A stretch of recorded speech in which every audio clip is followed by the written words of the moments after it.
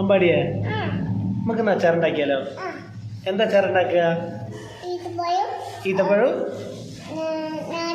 എന്നാ ഈത്തപ്പഴം നാരങ്ങ കൂടെ അച്ചാറുണ്ടാക്കാം അല്ലേ? എന്നാ ഉണ്ടാക്കിയാലോ? എന്നാ പോവാ. ഇത് ചെറുനാരങ്ങ ചെറുതായി അരിഞ്ഞു വെച്ചാണ്. പിന്നെ അതുപോലെ തന്നെ നമ്മളെ ഈത്തപ്പഴം കുരു ഒഴിവാക്കിയിട്ട് കുറച്ചെടുത്താണ്. പിന്നെ അതുപോലെ തന്നെ നമ്മളെ വെളുത്തുള്ളി, കറിവേപ്പില, പിന്നെ അതേപോലെ തന്നെ ഇഞ്ചി ചെറുതായിട്ട് അരിഞ്ഞതാണ്. പിന്നെ വേണ്ടത് നമുക്ക് മുളക് പൊടി, പിന്നെ കായം, പിന്നെ നമ്മൾ ഉലുവയും കടുകും കൂടെ വറുത്തിട്ട് പൊടിച്ചതാണിത്. പിന്നെ അതുപോലെ ഒരു തുള്ളി മഞ്ഞൾ. അതിന് ശേഷം നമ്മൾ ഉരുളിയിലാണ് ഉണ്ടാക്കുന്നത്. നല്ലെണ്ണ നമ്മൾ ഒഴിച്ച് ഒരു ഏകദേശം നമുക്ക് ഒരളവ് അറിയാമല്ലോ, അതിനനുസരിച്ചിട്ട് ഒഴിക്കുക. പിന്നെ അതിനുശേഷം നമ്മൾ കറിവേപ്പില ഇടാൻ പോവാണ്.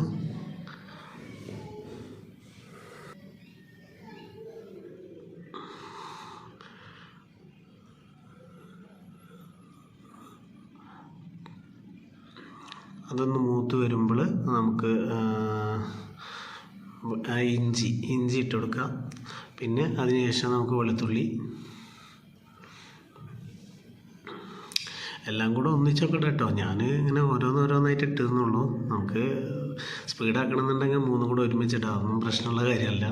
അതിനുശേഷം അതൊന്ന് മൂത്തതിന് ശേഷം നമുക്ക് ആ മഞ്ഞൾപ്പൊടി കുറച്ച് മതി, ജസ്റ്റ് ഒരു ചെറിയ 1/4 ടീസ്പൂണോളം. പിന്നെ നമ്മൾ 3 ടീസ്പൂണോളം മുളകും പൊടി എടുത്തിരുന്നു, അത് അതിലേക്ക് ഇട്ട് കൊടുക്കുക. ഇത്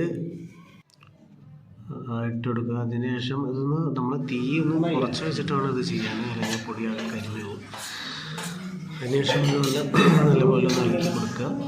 നല്ലൊരു കളറൊക്കെ വരുമ്പോൾ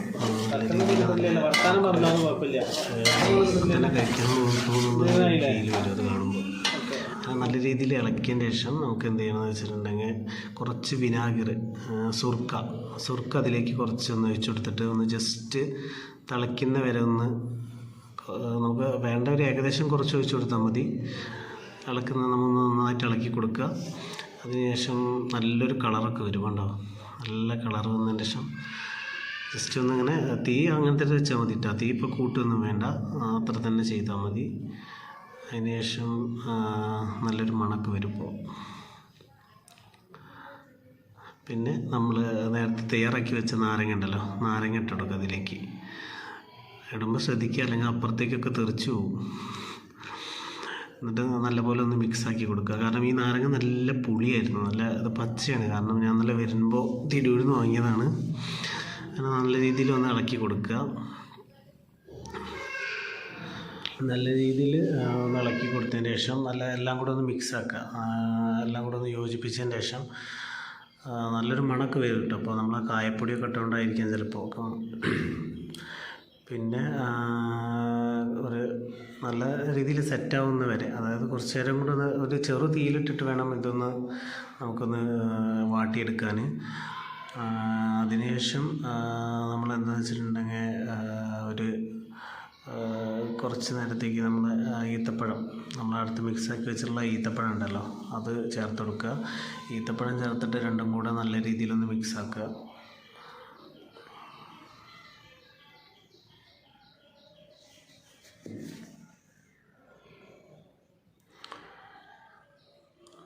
ഈത്തപ്പഴത്തിലേക്ക് എന്താ പറയുക, മുളകിൻ്റെയും നമ്മളെ ഉലുവൻ്റെയും എല്ലാം കൂടെ ആ മിക്സിങ് ഉണ്ടല്ലോ, അത് നല്ല രീതിയിൽ ഈത്തപ്പഴത്തിലോട്ട് പിടിക്കണം.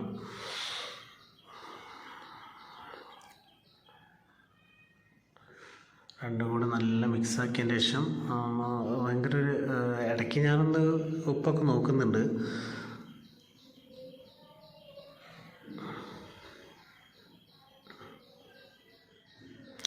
പിന്നെ നമ്മളെ നമ്മളെ കടുകും കൂടെ പൊടിച്ചിടുമ്പോൾ ഭയങ്കര ടേസ്റ്റ് ഉണ്ടാവും. കാരണം ഇത് ഇരിക്കും തോറും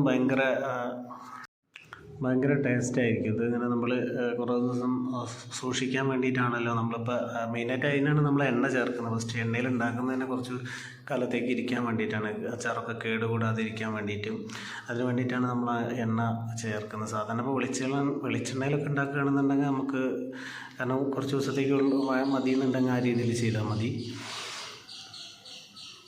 പിന്നെ ഇതിൻ്റെ എനിക്ക് ഇതിൽ കുറച്ച് ടൈറ്റായിരുന്നു. ഐ മീൻ അച്ചാറിൻ്റെ ഒന്ന് ലൂസാക്കാൻ വേണ്ടിയിട്ട് ഞാൻ കുറച്ചും കൂടെ വിനാഗിരി ചേർക്കുന്നുണ്ട്.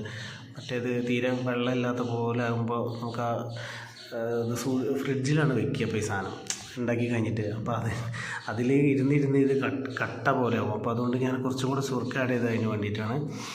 അങ്ങനെ രണ്ടും കൂടെ നല്ല മിക്സ് ആക്കിയിട്ട് കുറച്ച് ലൂസിൽ നമ്മളിത് ചെയ്യണം. കാരണം ഈ അച്ചാർ ഉണ്ടാക്കുമ്പോൾ എപ്പോഴും ഫ്രിഡ്ജിൽ വെക്കുമ്പോഴാണ് അത് തണുപ്പ് കൊണ്ടിട്ട് ഭയങ്കര കട്ടായ പോലെ രീതിയിലാവുക.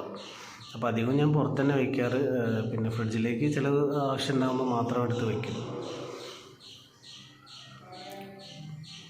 അങ്ങനെ രണ്ടും കൂടെ നല്ല സെറ്റായിട്ടുണ്ട്. ഇതൊക്കെ നമ്മൾ ഗ്യാസ് ചെറുതീയിലിട്ടിട്ട് വേണം ചെയ്യാൻ. മറ്റേത് ഓവറായിട്ട് ചെയ്തിട്ടുണ്ടെങ്കിൽ ആകെ കേടായി പോകും.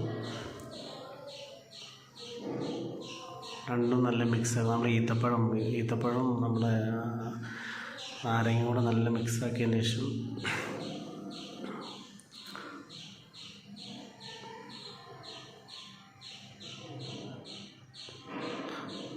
ഞാൻ ടേസ്റ്റ് ചെയ്യാൻ വേണ്ടിയിട്ട് നോക്കുന്നുണ്ട് കുറച്ചെടുത്തിട്ട്.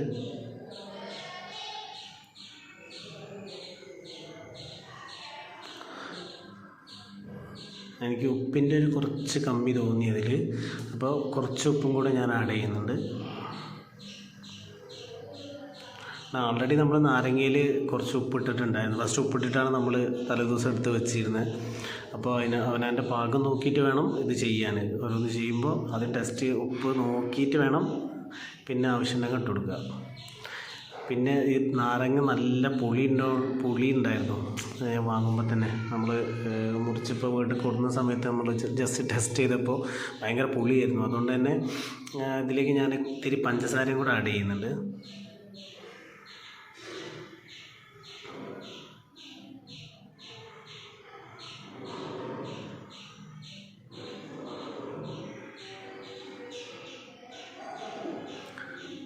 കുറച്ച് പഞ്ചസാരയും കൂടെ ഞാനിതിലേക്ക് ആഡ് ചെയ്യുന്നുണ്ട്. കാരണം ഈ നാരങ്ങ ഭയങ്കര പുളിയായിരുന്നു. അപ്പോൾ അതിൻ്റെ ആ കുത്തലൊന്ന് മാറാൻ വേണ്ടിയിട്ട് ഇത്തിരി പഞ്ചസാര. ഞാൻ ഇപ്പോൾ ഏത് അച്ചാർ ഉണ്ടാക്കണമെങ്കിലും ജസ്റ്റ് പഞ്ചസാര ഇടാറുണ്ട്. കാരണം അത് വേറൊരു ടേസ്റ്റാണ് അച്ചാറിന്. ഓക്കെ, നമ്മുടെ അച്ചാർ ഏകദേശം നല്ല രീതിയിൽ സെറ്റായിട്ടുണ്ട്. ഗ്യാസൊക്കെ ഓഫ് ചെയ്തിട്ടുണ്ട് കേട്ടോ. ഓക്കെ, ഇതാണ് നമ്മൾ ഇന്നത്തെ അച്ചാർ. ഇനി ഇത് കുപ്പിയിലേക്ക് ആക്കണം, എന്നിട്ട് വേണം എടുത്ത് വയ്ക്കാൻ. അമ്പാടിക്ക് ഭയങ്കര ഇൻട്രസ്റ്റാണ് ഈ അച്ചാർ പൂതിയാണ് അവന് ഭയങ്കര.